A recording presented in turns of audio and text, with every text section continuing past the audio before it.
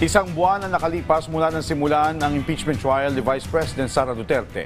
Unang tinalakay ng Senate Impeachment Court ang Article 4 o umano'y pagbabanta ng bise sa buhay ni na Pangulong Ferdinand R. Marcos Jr. at kanyang pamilya. Balikan natin yan sa report ni Bernard Ferrer. Gusto ko tanggalin yung ulo niya ba?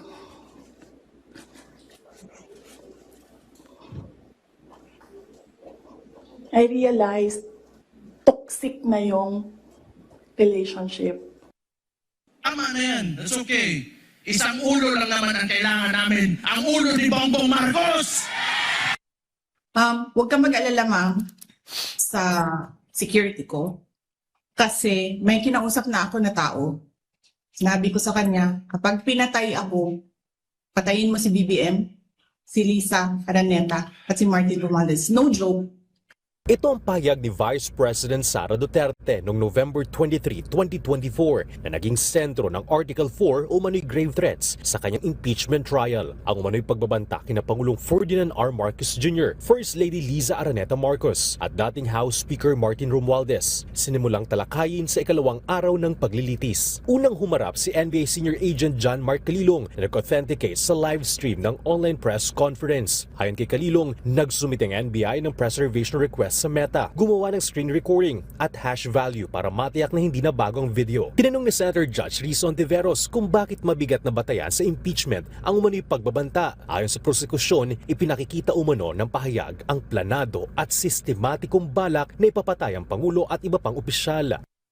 Yung pagbabanta ng Vice Presidente sa buhay ng Pangulo ng Republika ng Pilipinas, hindi po yan normal. Iyan po ay unang pagkakataon na nangyari yan, nakipagkontrata sa isang mamamatay tao, Your Honor, please, to do that. Even without going into the question, is that a criminal act, Your Honor, please? That act's 110% sure betrayed the public trust that the Vice President got in the previous elections. Thank you. Umalma naman Senator Judge Pia Cayetano dahil nauwi raw sa closing arguments ang tanong. Hiniling ni Cayetano na ipatanggal sa record ang sagot ng prosekusyon. Sa ikatlong araw, isinailalim ng depensa sa cross-examination si Calilong kung saan inusisa ang kanyang training at kakayahan sa digital forensics. Ipinakita rin ang video ni OVP Chief of Staff Attorney Sulaika Lopez na umaalma sa planong paglipas sa kanya sa Women's Correctional Facility. Hinimay din ng depensa ang transcript ng online press conference. Iginit naman ni Calilong na hindi AI-generated ang video. Ayon kay Calilong, isinagawa ng OVP ang press conference at may 40 participants kabilang mga miyembro ng mainstream media. Tinanong din ni Senator Judge Erwin Tulfo kung maaaring magsampa ng kaso ang NBI sa mga pagbabanta sa matataas na opisyal kahit walang personal na reklamo. Ang basis namin doon, Your Honor, is yung primary objective namin to investigate cases to the threat to the President, Vice President, Senate President, Supreme Court. And if we found that the evidence is enough that there is a crime committed, we will file a case because that's the output of our investigation, sir. Kahit po ba na hindi yung biktima, in this case yung Pangulo, biktima ng threat, kahit na hindi siya nagreklamo, automatic po yun, kahit na hindi siya nagreklamo sa inyo? Yes, Your Honor. Pagpasok ng ikalawang linggo ng paglilitis, muling binilikan bilang ebidensyang online press conference si Duterte. Hindi mo pala gusto ginagawa mo eh. Bakit mo sinisira pangalan ko? Joel Chua. Gusto ko lang tapusin nyo na yung ng show ninyo dyan sa House of Representatives. Ipinakita ng prosekusyon ang ilang pagkakataon ng pagbumura ni Duterte kabilang mga pahayag laban kay House Prosecutor at Manila 3rd District Representative Joel Chua. Ayon kay NBI, BARMM Regional Director Attorney Jeremy Lotok, 2 beses nagpadala ng subpoena kay Duterte pero hindi ito dumalo at sa halip ang kanyang abogado. The Vice President in office mode, she cannot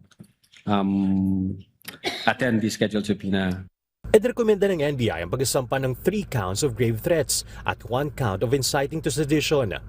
Noong July 14, nag-object ang prosekusyon sa paulit-ulit na pagkwestiyon ng depensa kay Lotok tungkol sa mga typographical error sa kanyang mga dokumento.